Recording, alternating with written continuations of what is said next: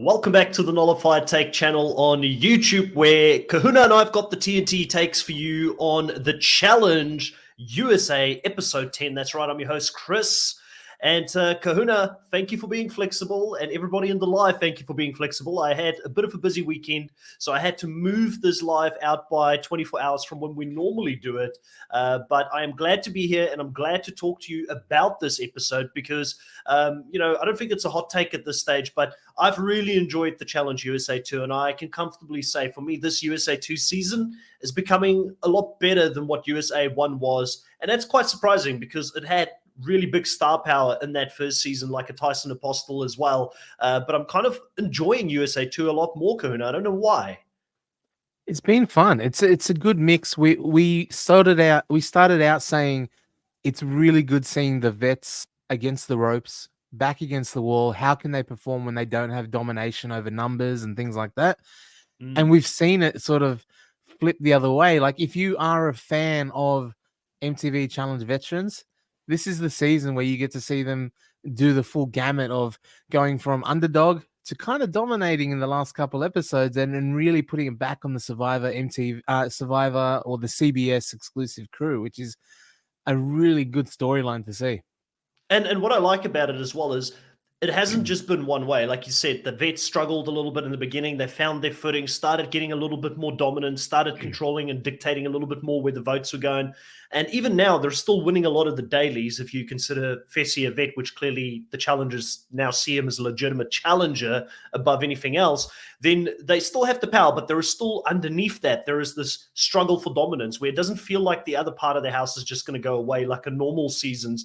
They just get steamrolled. And I think that's what I've really enjoyed about this USA season. But let's say hello to a few people here in the live. Danica, once again, says she may be out driving. I feel like Danica's job is like an Uber driver or something because she's constantly on the road, but saying she's not going to hold her breath, that she's not going to be needed to drive around. Fingers crossed nobody needs me to drive anywhere tonight. Hopefully you're not driving and you can sit back and relax and enjoy the recap live here with us. Elise, hello and welcome back to the live. Willie, welcome back to the live. Lovable Nikki, great to have you in the live. You can now tell Kahuna your opinions. Because we'll probably bring up Corey at some stage, and I know that Lovable Nikki has not been very high on your takes, Kahuna, when it comes to Corey this season. I will say this, Kahuna did back out of the Hall Brawl challenge on the Traitors cast live the other night when I brought it up. Yeah, I mean, I can do this. I can talk a lot on a microphone. But as soon as someone actually puts me to the challenge, I'm too much effort. I was just kidding. Just jokes, guys. Yeah. Kahuna went from CT to Alyssa Snyder very quickly when she heard Hall Brawl, or when he heard Hall Brawl. I still think I would literally get stuck in a Hall Brawl. They'd have to widen it. I will say, man, like we're constantly getting great comments about, obviously your even your weight loss journey. Like on that Traders video, I don't know if you had the time to go and look through some of the comments, but some people were saying they can visibly see the changes. So you should go and have a look at that. You're doing well, mate. You're doing well. That's good to hear. Thank you so much, guys. Danica saying, I'm here not driving, although after live, I have to run to Target to pick up an order. Busy. Sad to see West gone. Nope, just the mom. Yeah, that mom life, I mean, right? it's the same thing, though, right? Sometimes mum is a bit of an Uber driver for the family. Yep. Well, listen, we start off this episode with Desi not happy that Chris, her survivor friend, is coming back into the game. It sounded like she would have preferred Seabass to be there because he's a little bit less of a gamer, maybe a little bit more predictable in regards to what he would do in the game. And she says that Chris's head in the game, she doesn't know where it's at. He was taking shots at the Survivor girls. We get the flashback. Even Chris admitting that, yes, he did take shots at the Survivor girls, and he's going to have to pull his head in a little bit here in the opening stages of this episode. And quite interesting, again, you see the Survivor girls with Michaela, Desi, sitting Chris down and sort of telling him what he needs to do in the game moving forward, which is quite interesting to see. Chris really at this point does have his back up against the wall early on in this episode. Yeah, I think this was actually just kind of clever gameplay from the Survivor Queens, I like to call them, is that Chris came back in the house. They would have been fine if he didn't. They would have preferred Seabass to come back in a little bit more subdued, a little bit more controllable, like you said. But now that Chris is in, let's kind of see if we can get him on the same path of us without really bringing him in too much. I think they'll cut him the first chance they get if they can. But they want to make sure now that he's back in the house, he's not going to come after them, kind of thing. You know what I mean? It's a little bit of insurance policy is what they're doing, which is smart. Yeah, 100%. Elise, thank you so much. The 2,000 subs was a massive milestone here on the channel. We're very happy to achieve it. Onwards and upwards. Now we've got to target the 3,000 in the next couple of months. So let's hopefully get there as well. So if you're new to the channel and you just stumbled across it, consider subscribing to the channel now, hitting the notification bell and putting a like on it. That all does help with the algorithm. But you're right. I think that they're trying to get their numbers back together here. They're trying to make sure that Survivor remains strong. There are still 6 of them in the game here. They still have somewhat of a numbers advantage. And also Michaela is playing, I think, with Desi and Chanel and everybody. They're trying to play all angles here because if Chris does come into power, they definitely don't want Chris to be taking a shot at them in the game. So they're like trying to keep him on board. And I think Chris has shown that physically he's pretty capable. Like he could potentially pull out a daily. And we're obviously going to talk a lot more about that physical capabilities as we progress through this recap and review. But another part of the episode here early on is we have the scene between Josh and Wes, which somewhere down the line, Josh has become best mates with Wes. And I missed the memo on how that happened. When it happened, kind of like when Wes was his main villain, his rival in the game, and Wes wasn't on board with it. I'm not on board with this whole Josh and Wes relationship and the fact that they got so close in the game. Yeah, I mean, I think Josh maybe just wore him down. Like, those people that are just kind of constantly, you're like, oh, Mucky. All right, man. I know him. Yeah, I think it was just along those lines. Do you reckon he also seen Wes like 10-minute voice notes in the middle of the night? Do you think he did that as well? Yeah, definitely. It sounds like something Josh would do, except there's loud pots banging in the background as well at the same time. Wes did say that they came into the season as friends. They're amiable, not necessarily best friends, but he's certainly on a good level with him coming into the season, and I think that's just bred out of being on the same show for so many seasons and being in close proximity together without necessarily fighting. As Wes said, he's not a rival. He'll never be a rival. He, in fact, wants him to get to the end because he is a layup for people like Wes in the final. So it might as well foster the friendship so that he doesn't do what he may go on to do, you know what I mean? Yeah, Danica, Mucky catching strays here in the podcast. It's just, Mucky's too easy of a target. He's kind of like Josh, too easy of a target. We've got people here saying that Josh was so cringy this episode.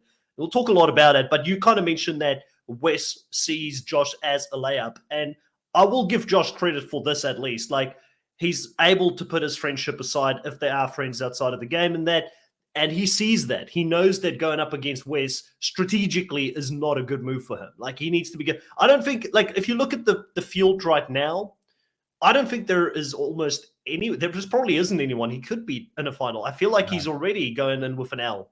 Yeah, he's at the bottom of the list. And with the people left in the field, like you said, if he's truly able to separate friendship. Did we just hear Kahuna say that Corey could possibly win a final? Did that just happen? You heard it here first, Lovable Nikki. I feel like I backed Kahuna into a corner because he said Josh was the lowest on the totem pole. Slow your roll, mate. So just hang on one. So you go, I'll give you 1 inch, you're taking 6. You know what I mean? Like, Corey can get to the finals and he'd beat Josh in the finals. Doesn't mean he's beating anyone else in the finals. You know what I mean? I think Corey definitely has the tools and the capabilities to win it physically. I don't know if he's got it upstairs mentally or the attitude or whatever it is. I don't think Corey's ever gonna win. I love Nikki and Chris. Nah, Corey will never win a final. Mark that down. I hope I'm wrong one day, to be honest with Yeah. you. Chris, he says, what serious threat does Josh pose to anyone unless you are Michi in a slide puzzle? his only elimination win. His only like elimination win in history was that. Yeah, I it's do tough. think Corey is obviously above Josh. I don't know if West though is the number one priority. If he's saying West is going to beat us in a final, West is going to beat us in a final. But what about Bananas? What about Fessy? You know what I mean? Like there are people even better than West potentially in a finals. You know? Yeah. Elise says this is the second time he's done this to West. The first time was in War of the Worlds 2. West has never targeted Josh for obvious reasons. Willie says, I agree with Kahuna because Corey deserves his first win and he has been to many finals. Cashwa says, agreed, Willie. And yeah, the photos for the cast of 39. So as you say, it's 39. Kahuna, what? How dare you? How dare you go after Corey? And I gave you the perfect opportunity to make peace with lovable Nikki in the live. And you know what you did? You stomped on that gift. You stomped on it. That's what you did, Gona. I had the table laid for you to at least get away and say he could beat Josh in the final, which you did say. But then you went that one step further to say he can't beat anyone else. You really think that there's no one else in the cast right now Corey could potentially beat in the final?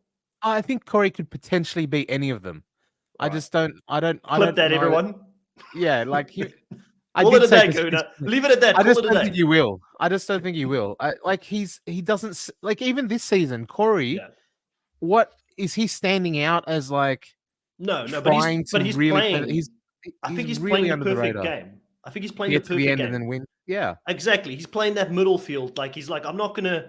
Like no one's looking at Corey as a target right now, which is good. It's very good. Like except for Seabass, and he's gone. You know, Seabass is gone after he said Corey's name. You know, so I feel like he's playing the perfect middle game. No one's catching. Like he's not catching bullets. There are other people ahead of him that's making bigger noise. So he's probably. I would say Corey's a lock for the finals at this stage because no one is looking at him. Yeah, at this point, Chris is getting all the bullets. You know, West got some bullets. Bananas is probably next on the totem pole that they want to get out of there as a senior person. And then maybe a Tyler. I don't know. I feel like Corey is in a pretty solid space, and he seems to be getting along with the girls really well. Like that Survivor trio that is sort of running the game with a Tory attached to it. All of them seem to get along with Corey, and because he's such a good team player, and that they know that they're going to be picked in different duos, most likely in the final. Very rarely do you run the whole final on your own. I think no one is going to hate working with Corey because I don't think he's difficult to work with in a final. Yeah.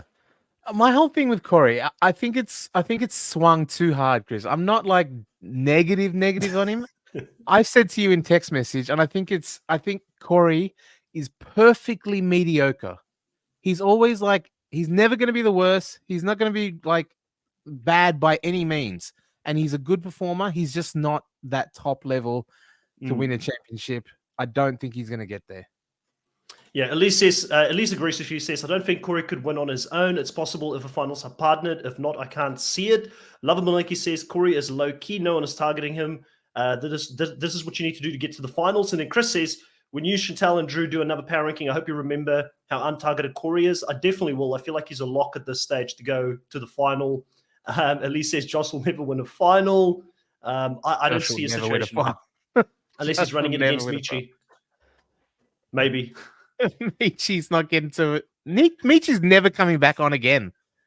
Like that was a horrible season for him. Even this next season, this 39 cast, and I know this is not a 39 podcast, they had a bunch of non-champions on it, but there are some capable people on that season. Like even if Josh was on that season, I don't think he could have won it at all. So there you go. But let's move on from this and go to the daily. This was a fun daily. I actually quite enjoyed it. The daily's name was Go the Distance.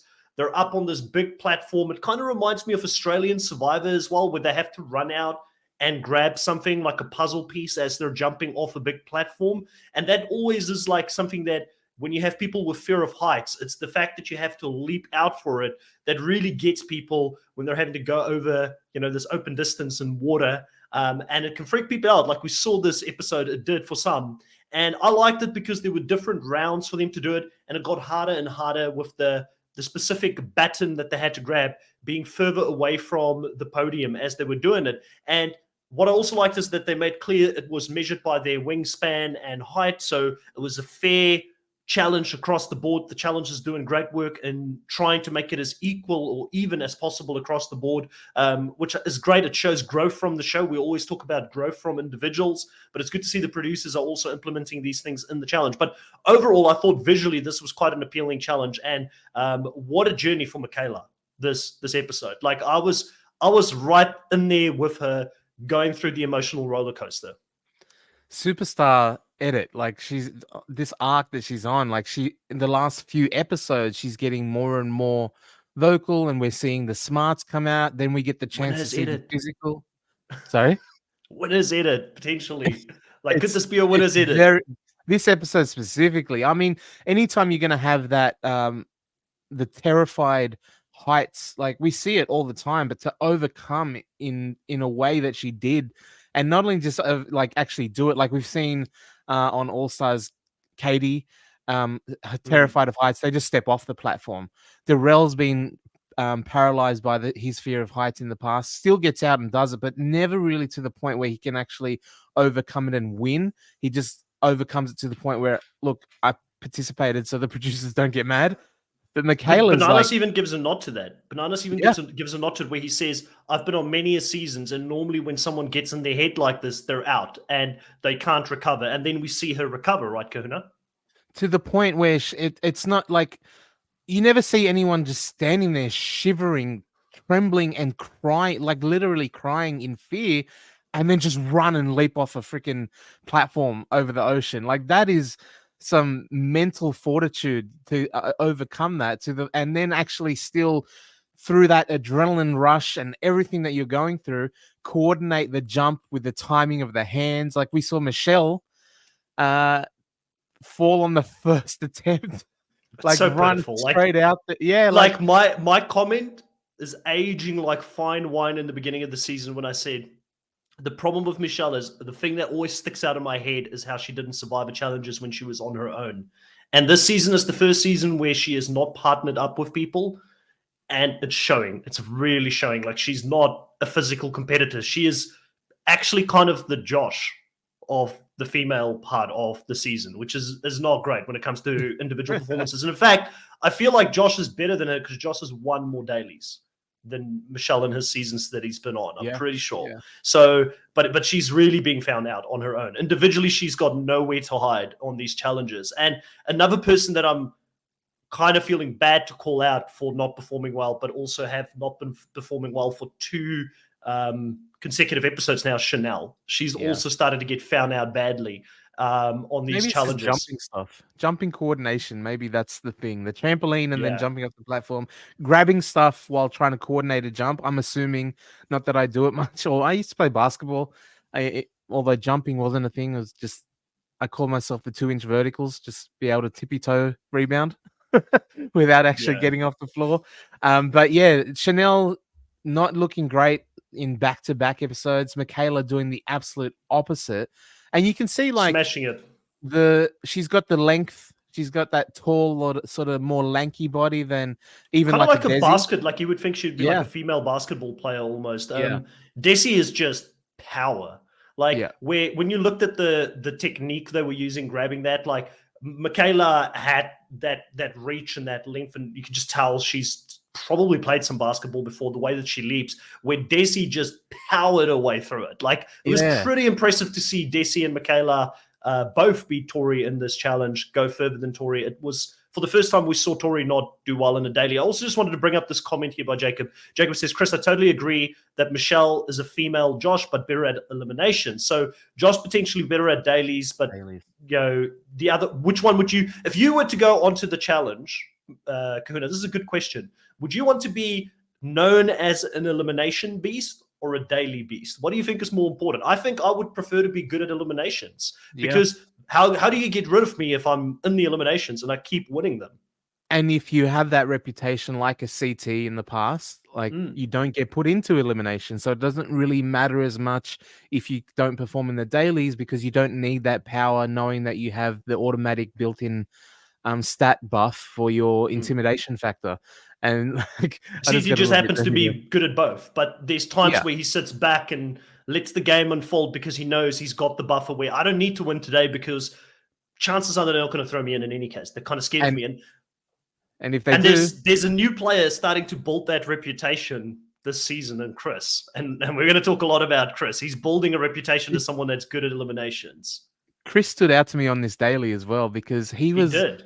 He But did. before we talk about that, can we read a couple of comments here in the live and we'll go into the men's part of it as well. Cash Wash is saying, Michaela is my favorite this season. Willie says, I'm happy that Michaela conquered her fears because she looked very scared, still managed to win her first daily. That was awesome to see, Willie. Lovable Nikki says, very true. So many dailies in history have been a disadvantage to short women. So it's great to see that they're adapting.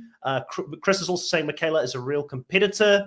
Danica says, I'm all about Michaela. She's been my pick since the beginning. I was worried that TJ was going to call it because she was trembling so much. Yes, she was up there for quite a while. And it was good to see her go because we know TJ doesn't like quitters. So I know Michaela would have gotten some brownie points in his eyes when she did push through. Danica says, well, we know Michelle doesn't win since she's on 39. Yep, that's pretty well spoiled by the show themselves. And then Willie says, Michelle is nothing compared to Josh because Michelle is smarter than Josh. Yeah, that's fair. That definitely, I think they've both got different strengths. I also think Josh has got some smarts. I think we are sometimes fooled by the goof persona that he has, but I do think strategically, we've said this before, like I'll give him credit. He always seems to find a way to get the numbers on his side, to move pretty deep in the game. Maybe it's also helped by the fact that no one fears him at the end a little bit. So I might be overestimating how good he is strategically. Danica says true to Willie, but she's just emotional. Cashwa says, I think Alyssa cried so much as Josh, but now she's gone, so Michelle probably take over that role. And Cindy, welcome to the live, says, I'm late. I have you on 1.75 speed. I'll catch up in no time. So we're going to be sounding like chipmunks. Yeah, we'll do our Eminem rap god. I just talk really fast. Yeah, so obviously, great performance. Love the performance between all of these women. But let's get into the men part of this. Chris goes into this, and he has to go up on his own pretty easy or pretty soon in this whole challenge because the person he was with and Wes absolutely flopped. Like, that was probably the biggest shock of this all. Like, how did Wes not get past the first, obstacle in this challenge? Because he's a bloody legend. He's good at dailies. It just seems so weird that he didn't do it. But then he's out there on his own, knowing that everybody on the sidelines wants him to not succeed because they want to throw him back in. So you had that pressure on him. Yeah, and Wes had the unfortunate thing of, I don't know if it was necessarily filmed for this daily or they do that editing thing where they get you to do a confessional and maybe use it in a later bit or whatever. But he went off. It was so great to see the I have my chalice and I want it filled to the brim. I want to get drunk on power. And he's doing this entire rant to then immediately flop. So good. What an edit that was. Yeah. And that it was Wes, the overconfidence, the brimming with ego that he is. I can also say TJ did him dirty as well because as soon as he was sitting on the sidelines and Josh fell out, he's like, oh, Josh and Wes, you guys have been spending too much time together. And Wes is like, don't do that, TJ. He actually said, he goes, shut up. Yeah. So don't put me in the same boat as Josh. That's when you know you're doing something wrong on the dailies if you and Josh are being compared to each other. Chris, on this one, though, I don't know if you noticed, and this is maybe the difference between, you said Michaela looks like she's played basketball in the past, and I think she said she has. Fessy does play basketball, or slam ball at least. He uses trampoline. But Chris with the 2-footer jump as opposed to the 1 foot leap, the 2-footer jump is not the best method for distance. You know what I mean? That's power straight up. And he's a former college football player, would have done combines and all that sort of thing. So maybe it's a different skill set as well, just to be able to get jumping for height versus jumping for distance versus jumping for both height and distance. And I don't know, I don't jump at all, but Chris doing the 2-foot jump failed on his attempts, whereas other people were doing the 1-footed longer leap and it worked out. I did like that they did the and I saw on some of the online forums and stuff this actually fooled some people and were wondering why Michaela's baton was green when she landed in the water. It was actually blue. I don't know if you noticed, but they did I this did. little editing trick where when they successfully grabbed it, they highlighted the baton in bright green, and when they Right. missed it and fell, they highlighted in red. And I was like, Right. "That's really smart. That's clever." But some people didn't pick up that the challenge is trying new things to make it a little bit more visually appealing. And for a challenge that was very simple, try to jump and run off a thing. Um, I I will talk thought the about it, edit was Chris. good too. We'll talk about it because this was not the last time that TJ had some shots for West. There was some more bullets coming his way later on in the episode. We'll talk about that. Lovable Nicky says Michaela has not played basketball, but Chanel has. And Jacob is saying not too much on Wes. Hey, like we're not saying anything TJ didn't say. It's all I'm going to say. We just blame TJ, not us. But I think the biggest disappointment of this episode that there was no opportunity for Fessy after the win to do a backflip. I was fully expecting him to do a backflip into the baton when he got it, and sadly there was no opportunity for him to show off a little bit. But he did impress by getting to that last baton. I don't think that was easy to do. Bananas obviously falling short. It was interesting to see both Bananas and Fessy now well and truly working together towards the end, saying, hey, we're in the final heat. We're not going to target each other. Let's keep each other safe. But ultimately, That's this is going to be Banana's a smart, Fessy. man. Banana's Yeah, smart because he knew, right? Like if you're standing yeah, against Fessy in a challenge like that, Bananas was definitely smart to go, make a hey, deal. like they probably had a deal anyway because they're kind of working together, but to explicitly guarantee it, because I don't think Fessy needed that guarantee. He could have taken a shot at Bananas in that moment, but he Bananas was with the smarts there, doing the Yeah. smarter thing. Well, going back into the house, obviously now we've got for the first time Tory not in power. We've got Fessy back to back in power, really being dominant this season. Could this be Fessy's season? He's looking good at the moment. But more importantly than this, Michaela, she's finally got some power and she wants to use it. She wants to make a move. She wants to be memorable. She wants to take out Tory, the biggest threat to the girls in the house, which if you're playing Survivor, that's the right move. You take out your biggest threats before you get to the final tribal council. But this is the challenge. So you've got to think about your long-term game. You've got to think about what if this person goes into an elimination and they come back and they win power next week and they now know you took a shot at them. And that is what Desi and Chanel brings up and the likes of a Michelle. But it does look like there is a little bit of a crack forming here within the Survivor Girls Alliance for the very first time. And I know that would be heartbreaking to you, Kahuna. You're a big fan of this very strong female alliance that has been created. But Desi says she's now seeing Michaela's true colors and that she is selfish. And I'm wondering if that is going to come back to bite Michaela in the backside, especially when they now don't have a layup in Alyssa for the next round and Tori wins power. Will Michaela become the target? Is she someone that Desi and Chanel and Michelle could easily throw sort of under the bus? I guess Cassidy is still there as well, but the numbers are starting to dwindle down. Yeah, I think they're still strong, but I think the downside of the Survivor strategic mentality is that, and the difference between the challenge and Survivor is that, like you said, the Survivor, well, Chris is the exception that proves the rule, but there's no second chances generally, right? Yeah. If there's no consequences for your vote either.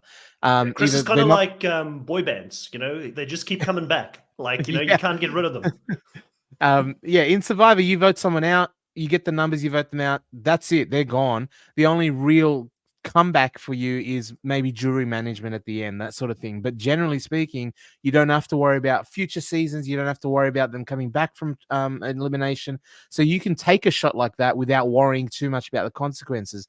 And Desi and Chanel are both seeing that if Tori does go in, you're safe. Alyssa and Michelle and them are the only ones. They'll want to put a Desi and a Chanel for their strength, although Chanel's not really showing it lately, to take out Tori. If they're going to put Tori in, they don't want her coming back. So the only way to really give you the best chances of Tori not coming back is to put a Desi in or a Chanel in versus a Alyssa or a Michelle. So yeah, it's a tough spot for them, but I can see Michaela why she wants to, but she's not really thinking through the full consequences of that action. Danica says here, Michaela should team up with Cassidy since she's on the outs. Obviously, Michaela is lower on the Desi and Chanel alliance. I would agree with that, Danica. And then Kiwi Skid, welcome to the live, said, I thought I was going to miss it because of work. But great to have you here, Kiwi. I know that it's probably in the middle of the workday over there, so I'm glad to have you with us at the moment. But yeah, it was an interesting conversation. The deliberation takes place, and this is where I thought it was really interesting how Michaela went into the deliberation and kind of just sat back and let Fessy sort of spout all of his, strategy to her. And I think it was very interesting in the sense that she was like, I'm not going to lead the conversation. Fessy's got a big ego. He would want to feel like he's coaching me. He would want to feel like, and she kind of played into that with him, where he was sort of saying, this is how you want to approach it. This is what you won't want to do. And it was good for Michaela in a sense where she could be like, listen, I took all of this, I'm an inexperienced player in this game, and Fessy is the one who guided me through the decision in case it blows up, because we know that there are going to be some blow-ups coming into the next episode, because Cassidy is someone that is going to also get some votes coming her way. But I feel like Michaela could sit on the side here. And plus, she kind of protected all of her Survivor girls, because Alyssa does end up going and Fessy does not protect the last Big Brother person there. He does protect Tyler, which once again shows that he's got loyalty to Tyler in the spot. And then Chris gets a vote. So Michaela and Chris have had an interesting relationship, but it felt like it was more guided by Fessy than Michaela. Yeah, and that's smart from Michaela. Michaela, hell of an episode. Like even like that, like you put the daily, then you put the way she sort of approached thinking strategy, wanting to get Tori, but not necessarily pushing to it to the point where it's gonna, like, she put it out there. Completely alienated people, let Fessy guide it. She even looked great, like her outfits and everything, the way she walked into that discussion with Fessy on his arm and stuff. She just looked really good this episode. And you're right, is it a winner's edit? I don't know, but it was definitely Michaela strong and showing her in the best possible light the whole way through. Kyla, welcome to the live stream. I don't think we've seen you here before. Kyla says they are deep in the game. All alliances are known. I don't think Fessy said anything that was not obvious. And I agree with you. I don't think, he didn't give secrets away, but I think that this strategy has been used by the challenge for years and years. If you can blame someone else for the move, do it. And I feel like Michaela does have that ability to do it, because she was sitting back and not driving that conversation. It more felt like Fessy was taking charge of who they wanted to go into the arena. And I don't think that Michaela was losing any sleep over Chris being nominated in this spot, because, like I said, it was more driven by Fessy. Tyler, he was never going to put up because of the allegiance there. She could easily explain that Chris was just the person that was out. But this leads into a very emotional scene, really, with Chris being in a confessional, doing his confessional with Michelle and Cassidy coming in to sort of console him and tell him that his votes come up. I mean, this is, again, when we talk about does the challenge use winner edits, this was huge for Chris. I was emotional as well, and he has, like, he's hiding out in the confessional, like he just wants to be on his own extinction, like edge of extinction on his own, just like chilling and waiting. He's used to that. He's comfortable in that environment. But yeah, like really powerful sort of scene from Chris there, and he's getting that overcoming sort of and you can't help. Thing. When last have we had someone, a new character on the show, come on and they have been so raw in letting us in on their emotions and how they're feeling and the journey they've taken in life? He talks about all of these things he did through school, that he was always so close to getting to that next step and then falling short.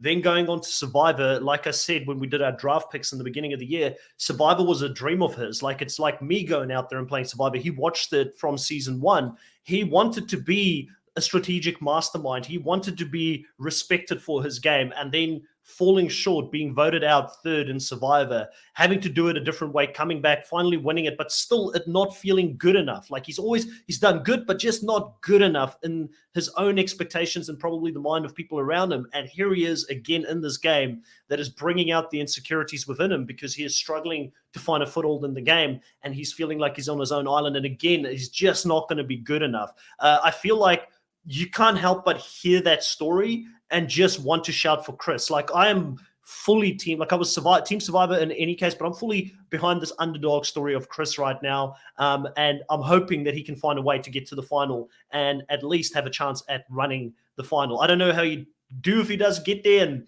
You know, he can have a great edit like Nelly T had a couple of seasons ago with his mother and wanting to help her and stuff, and then get to the end and it blows up. But you know, it definitely makes me want to get behind Chris. Like, I feel like they're really putting a lot of effort into building Chris's character to the point where, dare I say it, I feel like Chris could become somewhat of a regular mainstay character on the challenge. Chris, he's showing that he plays well from with his back against the wall.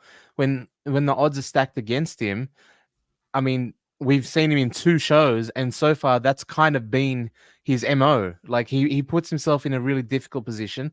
I know Bananas and stuff was saying last week he's setting his own game on fire, but he keeps coming back. And the way the challenge works historically is once you cut someone and they're bleeding, then you keep going back to them because you don't want to make anyone else angry with your vote. So he's going in all the time because he's got no alliances, he's got no recourse, he can't gather the numbers once he comes back into the house. So you might as well keep sending him out. But he keeps coming back in the previous episodes. So like, and he's kind of been there, he's gone through it. And there's something to say for that as well. He's already battle tested. He know, like Tyler said last week, now I know what it's like to go down into the sand. I've got that experience. I've you got it out of your system. Chris has got that in spades. A little, he's working hard there, and you saw him kind of meditate and go, "I come back. I always come back," and that was like we've seen in the past. Because I said that in the challenge, if you get nominated once, especially rookies, you're going to get nominated until you go home. Yeah.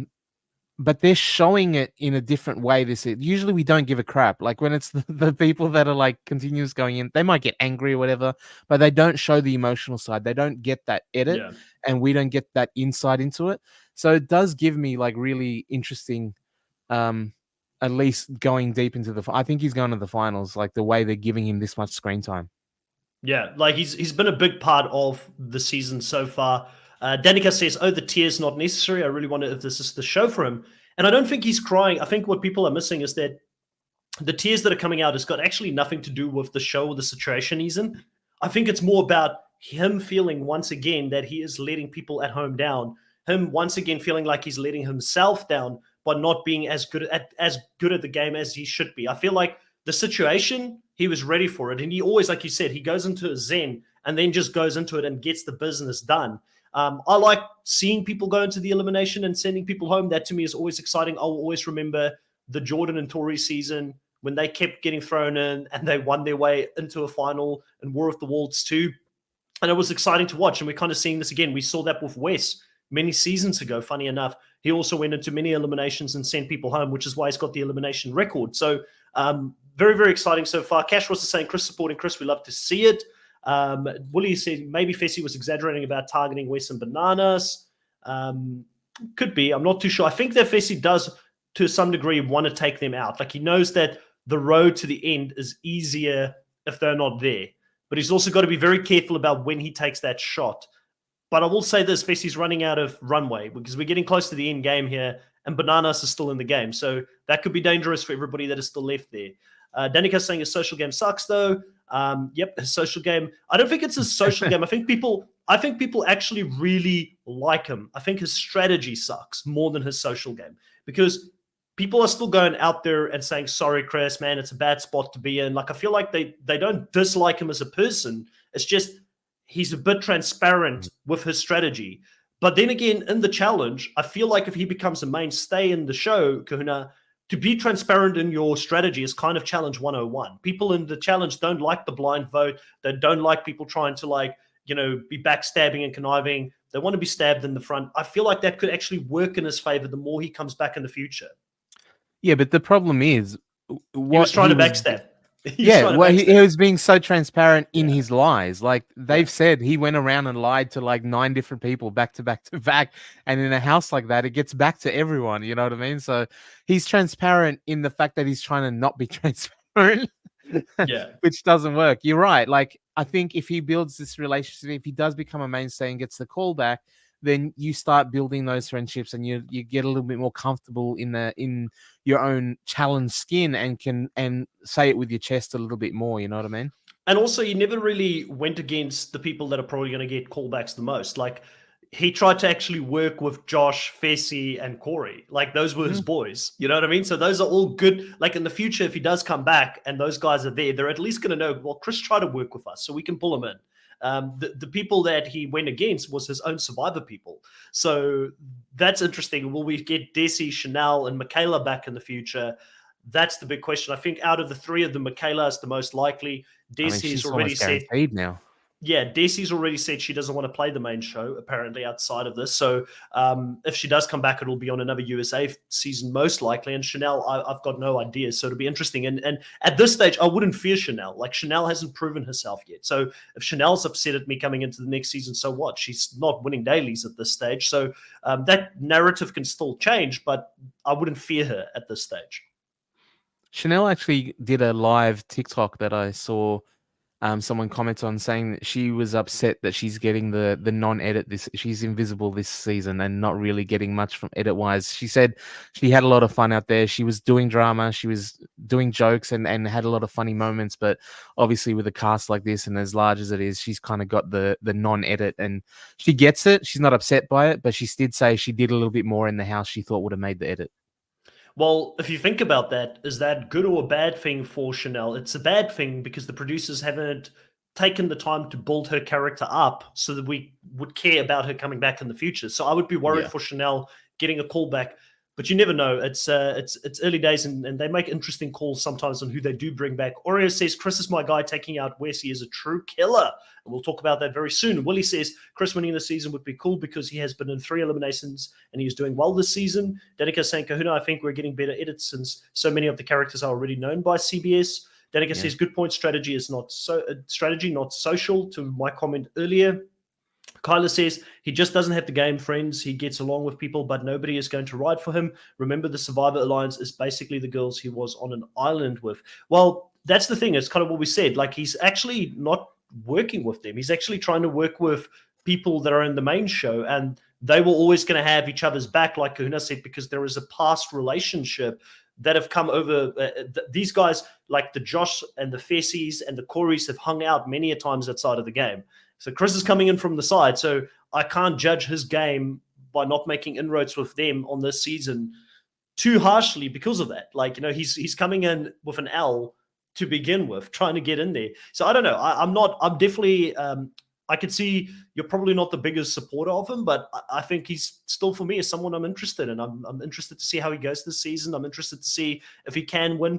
He's definitely gaining my respect by what he's doing in the sand, because there's a lot of people who talk a big game, they strategize, they're great socially, and then as soon as they get into the sand, they lose every single time.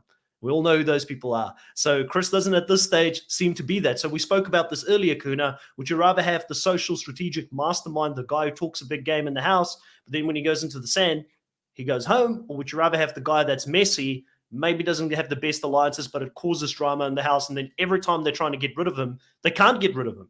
He stays in the game. For me, I'd rather have that guy. Yeah, easily every single time. Because again, like this season's done as far as, like I said, once you cut someone, you keep cutting them until they go.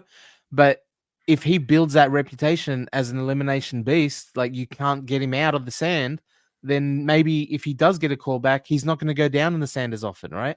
Because there's that intimidation factor that he's building very, very convincingly. Danica says, is Chris on your draft pick? He is. He's one of my draft picks for the season. I picked him after Chantel picked Tyler, which I'm going to talk about next. Tyler had a big reputation coming into the season, but even with Tyler, he's just the lover boy this season. A lot of his content so far has revolved around Alyssa, and she's going to be gone by the end of this episode. Even just here, being there for her, being an emotional support for her, going through her moment of needing to go into the sand. It was sweet to see, but I haven't seen enough from Tyler yet to justify that callback. Reputation alone can probably justify it, but for people who've only watched the challenge, I don't feel like he's done much this season as of yet. He's gone into one elimination and he won that. That was a tough elimination. Maybe there is still some runway with him going in and winning more eliminations, getting into the end game. But at this stage, it feels like Fessy is probably, and Josh, but Fessy definitely is doing a lot of the hard work to keep him in the game. Yeah, I mean, Tyler right now, based on storyline of the season and performance of the season, he's really like one rung above Seabass because of the elimination win. Although Seabass hooking up with an absolute, vet builds a little bit more protection than having Alyssa, who he has to Yeah. actually go to bat for and try to protect and try to save and do all the work. So all the work in the game so far has been to protect Alyssa as opposed to furthering himself in the game. That's not necessarily the best trait. A great trait for a partner, great trait for a boyfriend, great trait for winning over the fans as far as having this sweet. It's a sweet storyline. They've been cute together, but it's not Yeah. Happy for them. yeah, it's not a storyline to, says champion to me. You know what I mean? Hmm. Yeah, it's an interesting one. Then I think at this stage, this is where Josh and Chris has a bit of a conversation. Chris says, "Send me the big dogs." Which, how can you not have respect for that? We always say people are scared. They're scared to go into the sand and actually fight for their place in the game. But he's like, I'm not scared. If I'm going to go back in, give me the big dogs. Give me Bananas. Give me Wes. Who do you want out of the game? I'll be the Undertaker this season, and I'll take them out of this game. Which gets, like, he's got an interesting thought here as well, because we basically, Chris's thing is he throws 100 strategies at the wall and just wants one thing to stick. And this time it's stuck. He said to him, throw them in, because in his mind, if they finally start taking shots at each other, maybe they can sort of penetrate that very strong vet alliance that have not been going up against each other, which makes sense because at the end of this, some secrets will be revealed, right? With Josh being the traitor within the midst of these players out there. So it was interesting to see that strategy and him tempting Josh, and then Josh going through this whole mental thing of, will I do it, will I not do it at the end of the day? Yeah, absolutely. And Chris also gets the benefit of, if he does come back successfully, he's taken out another potential competition in the finals, or someone that will, be a block to a championship as well. So you get that extra added benefit of that, and you also get to solidify your, relationship with whoever you're, if say for example Josh has said, yeah, let's get a vet in, then he's done his bidding. He's built that a little bit, that relationship there. He's taken out someone that could potentially beat him later on. So yeah, there's all sorts of, it's tough. Like that's scary to go, I want to go against the best. But when I do, the upside of that is much bigger. Like it's high you become risk, a legend. high reward. High risk, Taking high out a reward, legend. sure. And Chris says here, Chris went to the right person. He knows Josh wants these other vets out, but is incapable of doing it himself. So he needs someone to do the dirty work. Chris also says that Chris does the hard work and Josh gets the benefits from that, which is smart on both ends. Also, Danica brings up the point that we made here earlier. That's what happened to Wes and Fresh Meats, constantly being thrown in Cara Maria as well, which is why I'm such a big fan of both Wes and Cara Maria, because at certain times in the game, they were on the outs and they had to fight their way back. I think no one was on the outs for longer than Cara Maria, though. It's one of the reasons I've always stuck with her. Danica says Tyler has checked off all the boxes, won a team green, one elimination in a showman's. He might go out this time, but he'll be asked back. They're already setting him up for an X this season. Could be with Angela or Alyssa. I didn't know that him and Alyssa broke up. I thought they're still together right now, but Angela potentially. I don't know if Alyssa. I don't know. Yeah, just like no faith. Danica's just like no faith in this relationship. They're 100% breaking up in the future. But if I was Alyssa, Kahuna, there's no way I would want Tyler to go on a season with Angela. There's just no way, because that connection was strong back in the day. Right. And Big Brother days. Yeah, very strong connection. And Angela, in my opinion, is the superior version of Alyssa. So like, it's like they're kind of like almost the same, but Angela's superior. I wouldn't, if I was Alyssa, I'd be like, you're not going on that season. You're staying home. Willie says, Chris, in my opinion, wanted to get out the big player to make sure he is set up for the finals. Yeah. Then Palaver Girl says, Tyler's actually a beast, multifaceted, just doesn't front like Josh. Willie Coyote. That's fair. I mean, that's why I said on reputation alone, Tyler deserves another shot at this season if he doesn't go all the way. But hopefully there's still some room left for him to play some game. It's just where I've been disappointed has been like, it wasn't his physical stuff necessarily in Big Brother that made me a fan of Tyler. It was, his social skills, his strategy, and we haven't seen a lot of that outside of the Alyssa storyline. That's kind of what they've focused on with him. So that's what's been disappointing for me. Chris says, between you and me and challenge Chris, there are too many Chris's. Oh my God, my ear keeps perking up when you aren't even mentioning me. I know it's a tongue twister. It's a tongue twister. Kiwi Skirt says, Alyssa and Tyler are not together, just friends now. She says, Okay. Interesting. So maybe they're playing the long games. Like, hey, listen, we're just gonna pretend we're not together. I Get can't back believe, places. Chris. I'm so heartbroken that a relationship formed on a reality competition show hasn't It didn't lasted. last. Yeah. Like, what a surprise! I'm Yeah. shocked and aghast. Should people, when they get into a relationship, phone Paulie and Cara Maria immediately afterwards and ask them, what did you guys do differently to make it work? Because, they've still been together. They've still going Yeah, strong years on. People hated as on them, but as crazy as they were as well, you wouldn't think they were the long term relationship, right? Like, maybe these people that get on these relationships needs to think outside of the box, like a Paulie and a Cara Maria. Maybe that's what's missing, that magic sauce. please, no one out there just ruin my morning and tell me that Tori and Seabass aren't like engaged yet. You know what I mean? Yeah. Let me Yeah, believe in imagine that. love. Yeah. That will shatter the belief in love if that happened. Alyssa said Tyler just didn't want to start another relationship since they both just recently broke up with someone. Okay, that's interesting. Palava said agreed on your Tyler counterpoint. Loving the panel, gents. Thank you so much. We love having you here and love having everybody take part in this conversation. Cindy says next week I want to see Bananas and Chris go against each other next week. That would be good. Just take out one legend after the other if he could. Kiwi Skirt says she said it was a rebound thing and they didn't want to ruin their friendship. That's fair. Cara and Paulie are endgame. Chris says, I would not ask Cara and Paulie for advice. Danica says, Tyler and Angela would be a beast of a team if they would work it out. Honestly, Cara Maria and Kyle would also be a beast of a team. I agree on both. Tori and Seabass are nothing. Never were, never really. Oh, I'm shocked. Seabass didn't believe that. Seabass was fully in love. Yeah. Willie says Cara Maria and Paulie relationship is better than Tori relationship all combined. That's true. Well, Tori's had like 8 or 9 relationships since Cara Maria and Paulie's been together. So I think they're doing a decent job of it at the moment. They're not even in this season. I found a way to bring her into it. I blame Danica. Danica, you brought up Cara Maria, and then it all went downhill from there, basically. But we do end up getting the elimination, the arena happening. West gets 3 votes. Tyler does get 7 votes, so the majority of the votes goes Tyler's way. Bananas gets 2, but Wes's ball is called. So I do feel like a couple of weeks ago, we were hard on production, and I feel like we now need to retract some of those things that we said when he went up against Dusty, because if they were truly protecting Wes, if they truly wanted Wes to make a final because this is his last season, clearly his ball wouldn't have been pulled here because he only had 3 balls. They could have easily manipulated it, have Tyler go up against Chris, protect their IP, their man, one of the legends of the show. They did not protect West in this situation. Well, Josh didn't protect Wes at all, crying his eyes out while he put that.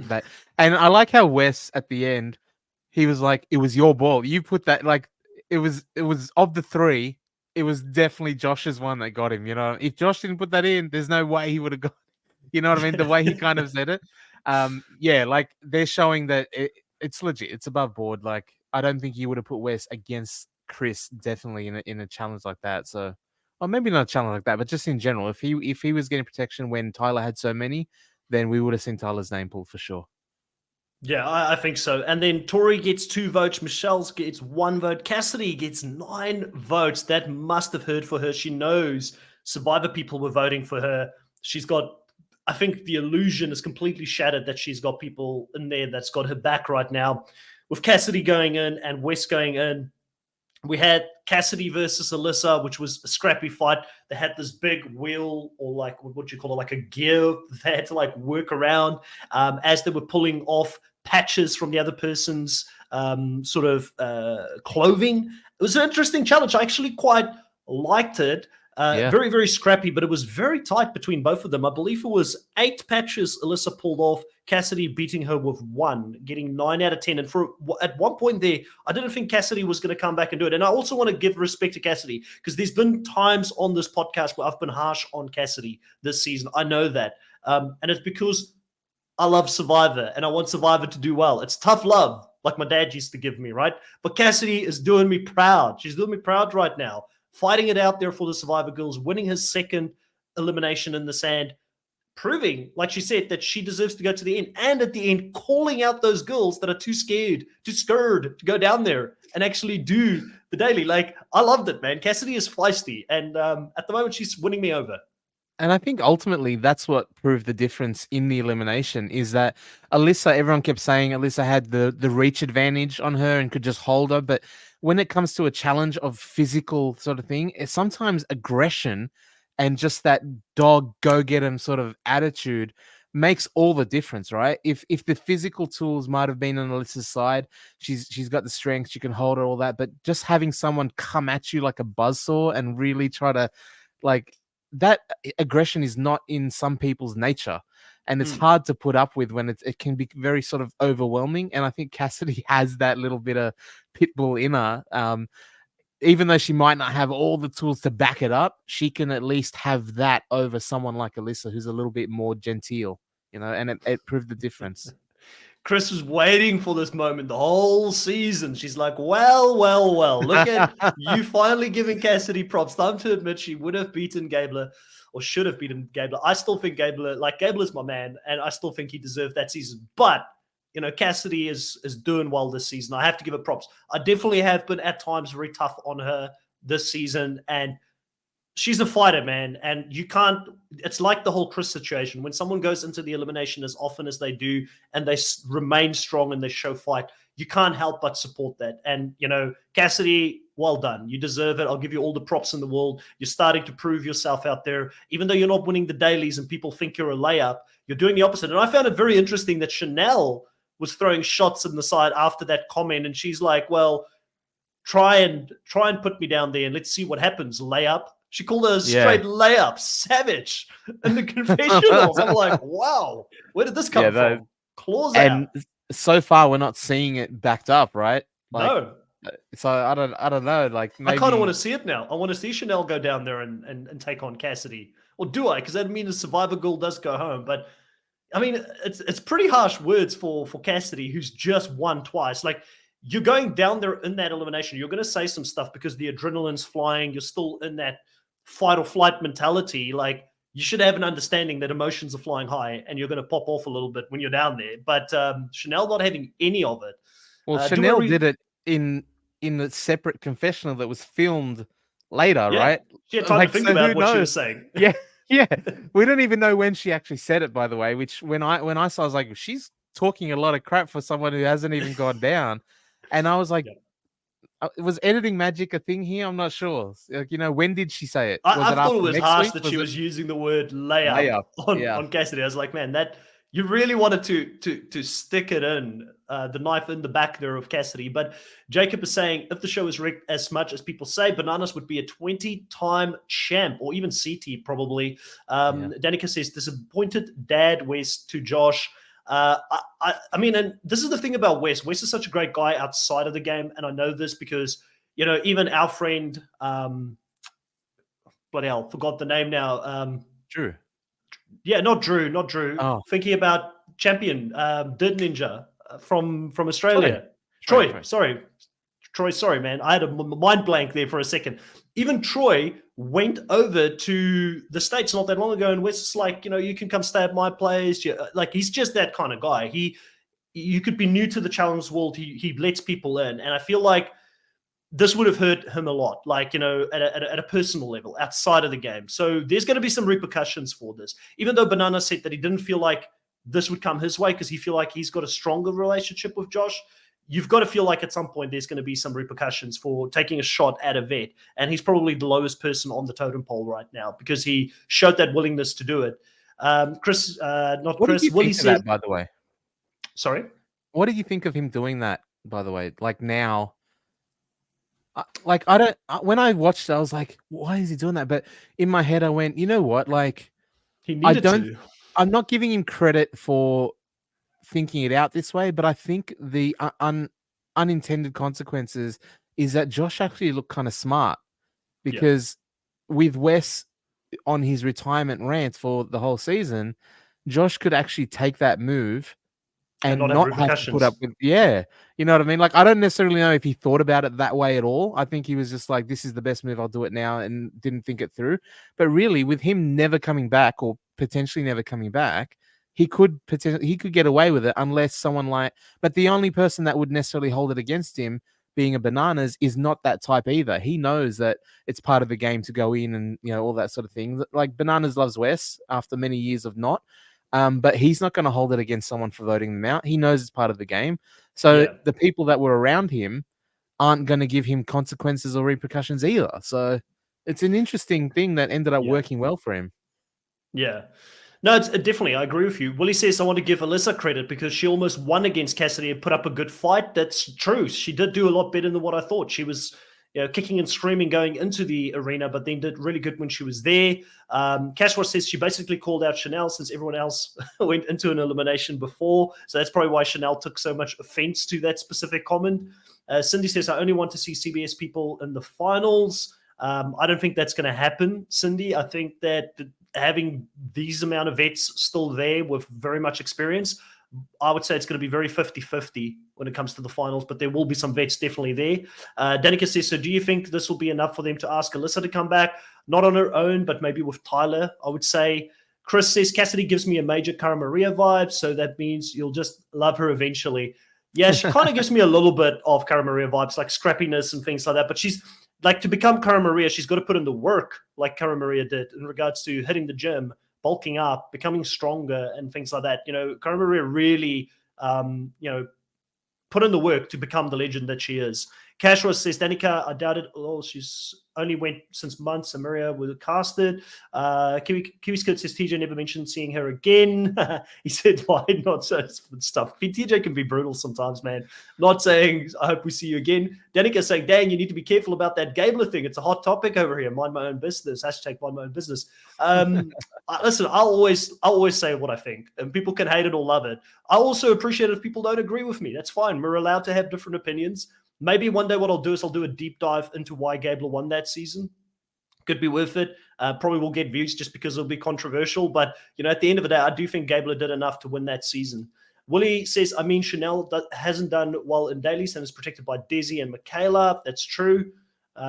Chanel is a layup so far. Wow, a lot of people coming out for Chanel right now. Gash was saying, I didn't even notice TJ didn't say that. There's a lot of people saying the same thing over and over. Yeah, we want Troy back. Definitely want Troy back. If casting knows what they're doing, Troy better be back. I agree. Wes is a mentor in real life, so it's probably natural for him to be that way with newbies and, of course, strategic. 100%. But, I mean, if he's truly thinking of leaving the game, him telling Troy, who he's only been on a season with once, hey, you can come stay over and all this kind of stuff. I don't know if it really – I just think that's in his nature. I don't think that's a game thing. Obviously, he does game with people outside of the game, but, you know, Wes, at this stage, it sounds like he's not coming back. But we'll talk about that in a second because I just want to talk about the elimination prior to that. We had Chris and Wes go up in the elimination against each other. Very different strategy being used here, Kahuna, where people like Chris did it first, but then Wes also did it where they pushed themselves off the rail so that the other person couldn't catch them. And the really funny comment with Tori in the middle there saying that Wes is like Peter Pan smiling and waving when he should be focusing. And that's why they bring Tori back as well. Like she's an experienced campaigner. She knows how to give confessionals, right? Yeah, very good. Yeah, Wes, I was actually a little bit disappointed in Wes, not just necessarily because of the performance, but he going second, you're at a disadvantage physically. Like I think they're tired, their arms are kind of blown out a little bit, but it's on both sides. The attacker is also just as tired from having defended in the last one. But I think the attacker has the advantage in the first when you've got fresh arms and all that sort of thing. But Wes having the time to see the challenge, be on the other side of it, having that extra sort of analysis time, and that's what he came up with, is to get off the thing and fly around with zero control. So you're just literally a flying bag that you can grab onto. Like I was like, there's no control. You can't stop. You can't change direction. You can't vary the pace. He's just flying, and it allowed Chris to just freaking like a leopard on a wildebeest, or like a gazelle when you see a lion chasing gazelle, and just whoosh, like both paws into him, just get the hooks in straight away. It was crazy. Yeah. Cashwash, thanks for letting me know. Chris, you're reading so fast, it sounds like gibberish. I'm sorry. I'm trying to read everybody's comments and trying to get through all of it, and I speeded up how I was reading. But if it doesn't make sense, what I'll do is I'll try and just pull comments here and there. And I apologize if I miss your comment. I'm trying to read as many of them as I can, and we can still see them coming in, even if we're not necessarily directly answering them, because the chat is live tonight, and I really, really enjoy that. I enjoy the fact that everybody is taking part in the conversation. Palava Gul here with the most important comment of the night. Apologies, but Gabler won. Sorry, Cassidy fan. She was good, but hey, I 100% agree. So what an elimination. Obviously, like you said, Chris's strategy ends up winning, becoming a Venus trap, capturing Wes, bear-hugging him, and then just removing all of the pouches, using the momentum of Wes as he's flying against them, which I thought would be the right way to go. And this, again, shows that Chris is really good at thinking on the spot, under pressure. And that is what you need to do when you're playing these games. I think that is why someone like a Jordan is so effective in eliminations, because he has that ability to think on the spot and come up with the optimal strategy to win. But it was a very close fight. So Wes can hold his head high as he's going out of the game here. But he does make the announcement here that he is not coming back and that it's been such a great time on the challenge. They give the big montage of the 18 years he's spent on the challenge. Kahuna, odds on Wes being done for good, what would you say? Are you saying it's a done deal, or do you think there is the small chance we see Wes one more time, maybe coming back for like a Legends season or best of the best or something like that? I think the timing is really poor because he's really going against what I wanted was an all winners season in 40. And you can't have that without, or I mean, you could have it, but Wes is one of those legends. He's on the Rushmore for me. And I really wish he had done it maybe after that. And I don't want him to go out on a CBS season either. You know what I mean? Like he's MTV strong, and I wanted him to go out on an MTV season, and season 40 would have been the best retirement if it's an all winners season. I really wanted that. He actually said on the Bananas podcast that he gives himself 10% chance. 90% he's not coming back, but he's not closing the door entirely. He didn't even want to use the word retirement. He's just... That's very different from what he said on the show. In the moment, yeah, absolutely. He said 10%, which is not great. 90% chance he's not coming back. But I think if they throw enough... Money's not an issue for him. So it's not the check. He's not coming back for the checks. In fact, he, with his business and stuff, it's harder to come back. But I think we'll see him again one day. Maybe when his kids are a little bit older and he's not in that new baby mode. When they're 2 or 3 and you want to get out of the house, maybe then. So we'll see. I hope we get him back, and I think we will at some point.